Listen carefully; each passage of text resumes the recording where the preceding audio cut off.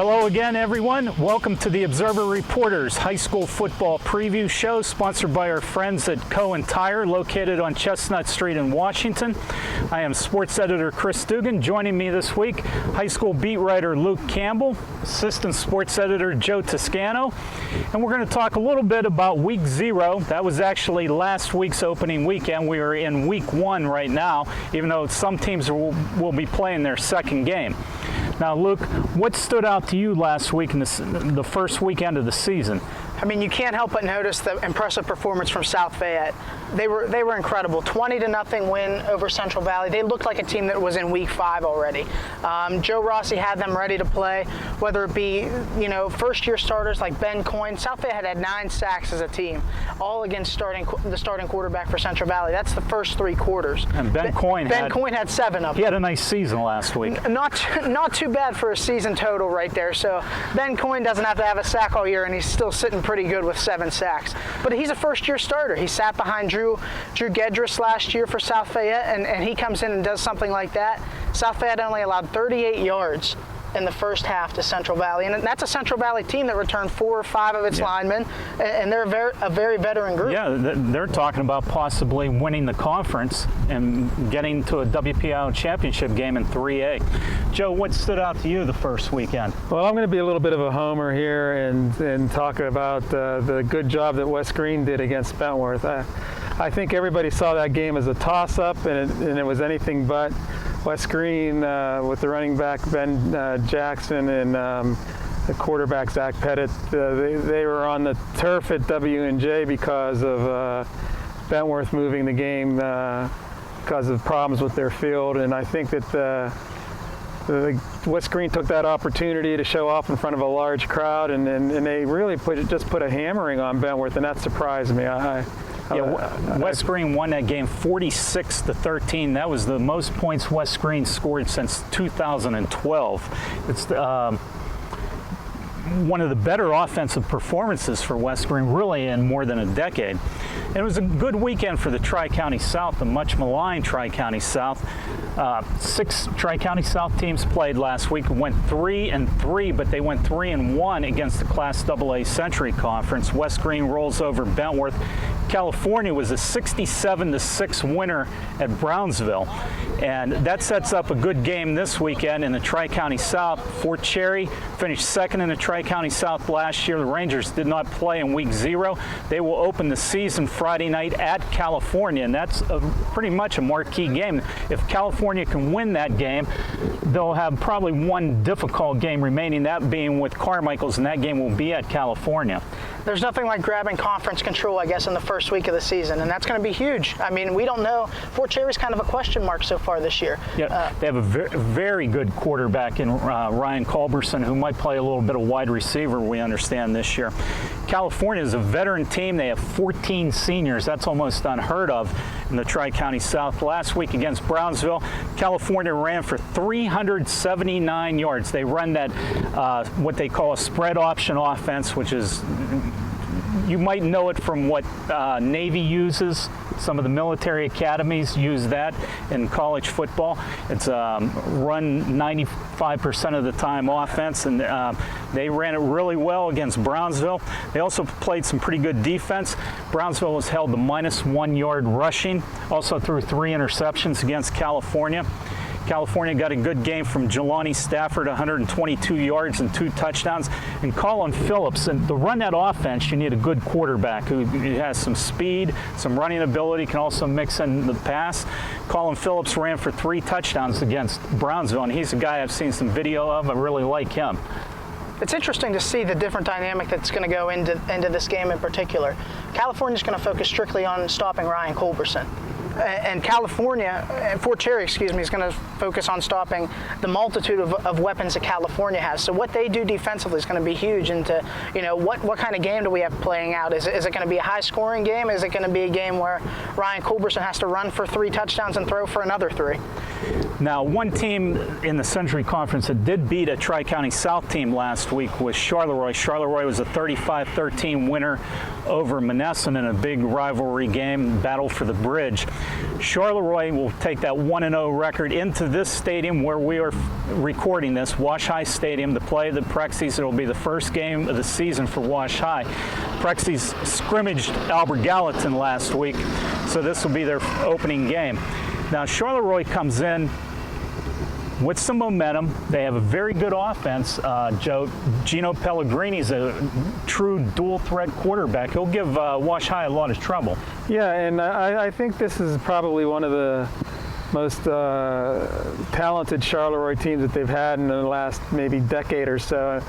And if Washington's going to run into a team that can actually, stop them, I think this might be the game. And Pellegrini's going to test their cornerbacks because he threw for 4 touchdowns last week. And yeah, 282 yards, 4 touchdowns. Yes. So it's going to be a handful for Washington, and it'll be a good game to see. Now, Charleroi had a lot of offense against Monessen, rolled up 559 yards of offense, and had 3 plays of more than 30 yards called back on penalties. Pellegrini is a junior quarterback. They have a junior running back, Hunter Perry. He ran for 168 yards on only 10 carries. Junior wide receiver Dakota Romantino, 4 catches, 109 yards, and 2 touchdowns.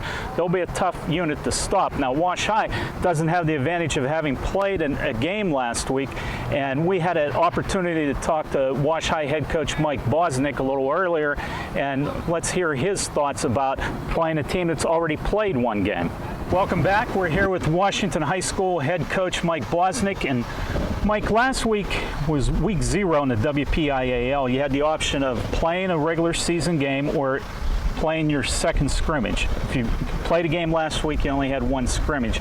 You chose to scrimmage last week against Albert Gallatin. What went into that decision to scrimmage or play a regular season game? This was the first time for the week 0 games, and we really didn't know what to expect for it, and we were kind of a little bit cautious about playing it. Well, you've been in the playoffs so many times that you're usually playing 10, 11, 12 games a season. Yeah, that went into the thought process too, and it's a lot of games for kids. Now, you're playing at Team Charleroi, which is 1-0. Cougars played last week, defeated Monessen. Is there any advantage or disadvantage to a game where a team's playing its opener and the other team has 1 game played already? Well, I think there's advantages and disadvantages on, both ways. Of course, Charleroi has a game under their belt, and I'm sure that makes them a little bit more comfortable. But also we've had an extra little bit of time to prepare, and there's actually game film to watch. Game film to break down on them. Yeah. Now they're talking this year that they can make a run for the conference championship. Looking at that game film of Charleroi, what do you see in the Cougars that could be trouble this weekend? Well, they're very much improved, and I think they have a good team, and it should be a big challenge for us. Is rule number 1 stop Gino Pellegrini with your defense? I think so. He's a terrific player. He's made a lot of big plays, and like last week he had 4 touchdown passes. Was very impressive. Now, this is the first game for your team, and you've had to replace a lot of very talented guys, a lot of guys that have played multiple years as starters. How do you plan on filling some of those holes? Well, it's going to be tough. We lost some playmakers and some good football players. I think we lost a total of 17 seniors last year, which for us is a really, really big group. So it's going to be hard. It's going to be a challenge, but we think we have some athletes and some guys that'll step up. Charleroi did a lot of its damage against Monessen, specifically yards after catch. How important is it to limit the Cougars to basically they catch the ball, you get them down, open field tackling, because it's one thing that's not necessarily talked about a lot unless you're not that good at it. Yeah. Well, we did, we actually noticed that in the game film. They're definitely a big play team.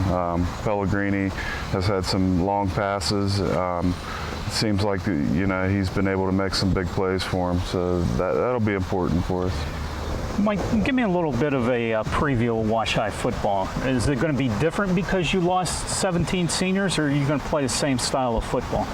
Well, every year is different, and every group kind of, the talent dictates a little bit of your system.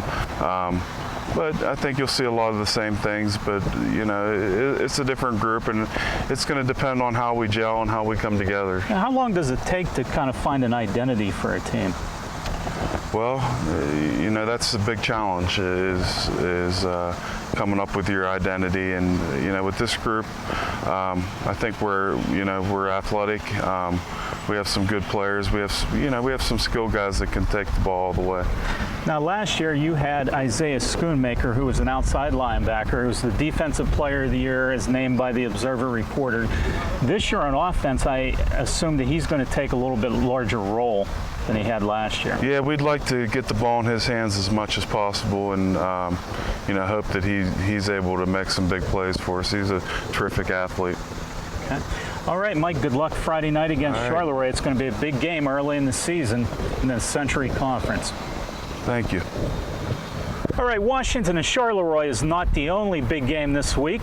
There are a few games that involve local teams that could be quite interesting. One that I find interesting is in 4A. It's the Big 9 Conference. Greensburg-Salem will be playing at Ringgold. And guys, when you look at the Big 9 Conference, you want to say West Mifflin and Thomas Jefferson will be in the playoffs at the top. The three schools in Fayette County, Laurel Highlands, Uniontown, Albert Gallatin, will probably miss the playoffs. That leaves four teams in the middle vying for two spots. Those four teams are Bell Vernon, Ringgold, Trinity, and Greensburg-Salem. Now, Bell Vernon has a big advantage because they play the other three teams all at home. So that's a big advantage for the Leopards. Now, Greensburg-Salem is playing this weekend at Ringgold. Greensburg-Salem last year had all kinds of problems stopping Brendan Small of Ringgold. Last year, Ringgold won at Offutt Field in Greensburg, won 42-28. Brendan Small ran for 269 yards and 4 touchdowns in that game. He had 206 yards after halftime. So whoever wins this game takes a big step toward the playoffs in 4A. Yeah, and Brendan Small, like you mentioned, he didn't even play all last year. Yeah, he dressed for about half the games. So there's going to be a huge responsibility of him coming back. I bet he's chomping at the bit to get on the field, like everybody is for this week one. If they haven't played in week 0, I'm sure Ringgold and Coach Nick Milkovich is really excited to get his guys out there, and that's going to start with a big section game against Greensburg-Salem. Now, one guy that Ringgold is going to have to stop is Greensburg-Salem quarterback Jack Hoyle. He ran for 14 touchdowns last year. He's going to be key in this game. Joe, I know talking to you, you were saying that you were interested in a couple of 6A games this week. Both of our 6A teams, Cannon-McMillan and Peters Township, won last week. That's a good start for the Big Macs and the Indians. This week, Peters Township plays Seneca Valley in a non-conference game. That game is in McMurray. Cannon-McMillan is also at home. Cannon-McMillan will be playing Hempfield in a conference game, a Southeastern Conference game.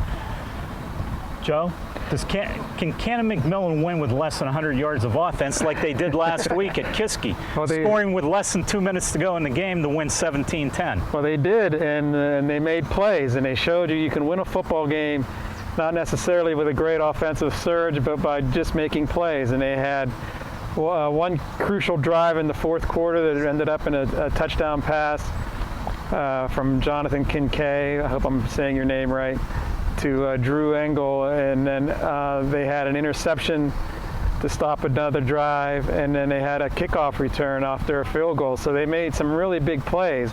Now against Hempfield, they're going to run into a quarterback in Justin Stolowski, who threw for 4 touchdowns and 281 yards. His favorite target is a tight end, Braden Brose, who had 8 receptions for 144 yards and 3 of those touchdown receptions. So This will be the game, I think, that defines Cannon McMillan's playoff chances, because normally coaches will tell you that from week 1 to week 2 is when you make a big stride in improvement. And if they can stay with Hempfield, and Hempfield is coming off a nice win against Greensburg-Salem. They scored on 5 of their first 8 possessions. If Cannon McMillan can give them a good game, then you have to feel really good about the possibility of them making the playoffs. Now, Joe, Cannon McMillan played pretty good defense last week. They held Kiski to 6 rushing yards, but they had trouble generating any kind of ground game of their own. I think they were held to 7 yards net rushing. 7 yards. But this Hempfield defense last year, Hempfield gave up more than 33 points a game. They could score, but they gave up a lot of points too. So maybe this would be a good test for Cannon McMillan's offense this week. The other game, Peters Township, Seneca Valley. Peters Township opened the year with a win over Chartiers Valley. Jake Cortez had a shoulder injury, didn't play in a scrimmage against Upper St. Clair. He played against the Colts last weekend and tore him up. Colts win that game 45-14. Cortez was 14 of 22 for 163 and 4 touchdowns. Seneca Valley last year finished 4th in its conference, but made it to the WPIAL championship game last year. So maybe this is a pretty good test for Peters Township. We'll get a good idea if we can see if they're a playoff caliber team. Well, I mentioned in my weekly column that Jay Cortez, that might have been the single biggest reason of a win or a loss in week 0. And sure enough, he strapped it up, he played, he battled through that shoulder injury. We don't know really the status of it, what it really was, but you saw the difference he made for Peters Township. I mean, their defense helped them out as well. When you can create 5 turnovers, it makes it a lot easier on the quarterback. Yes. Seneca Valley, they have a new head coach there, so this could be a filling out period for Seneca Valley. Now, another game this week that we've circled, South Fayette plays at Mars. South Fayette had that impressive performance. They shut out Central Valley last week. Now they go to conference play at Mars. Mars is a team that's always in the playoffs, but Mars last week kind of struggled, let's say, 27-13. They had a win over Hampton. That was a team, Hampton, that was winless last year. So can we read anything into Mars being a challenger for South Fayette? Well, I think the one thing you could read into is Mars is going to have to start better than it did against Hampton. For the first 20 minutes of that game, 16 total yards, and they trailed 7-0 to a team in Hampton that didn't win a single game last year. Mars is an experienced first-year quarterback, and that first-year quarterback's Tyler Kowalski. And Coach Scott Heinhauer is going to have to do something, because I know South Fayette's going to be prepared. And like we mentioned before, this was a game that we circled on our calendars as a possible determining factor as to who's going to win that section. Yeah. When you play Mars, you're going to have to stop the wing T. Mars has been running the wing T for decades, and that's going to be a big key for South Fayette. But South Fayette played great defense last week against Central Valley. When you only allow 38 yards rushing, or 38 total yards in the first half, you're doing something right, that's for sure. Well, Mars won't be throwing the ball very often in that game, I would think, so Coyne might not get 7 sacks again, because Mars might not throw 7 passes until the game is well decided. But that was an impressive outing by South Fayette. Local teams last week were 7-4. We'll see if they can finish above 500 again this week. Join us next week on the Observer Reporter Football Preview, sponsored by our friends at Cohen Tire, located on Chestnut Street in Washington.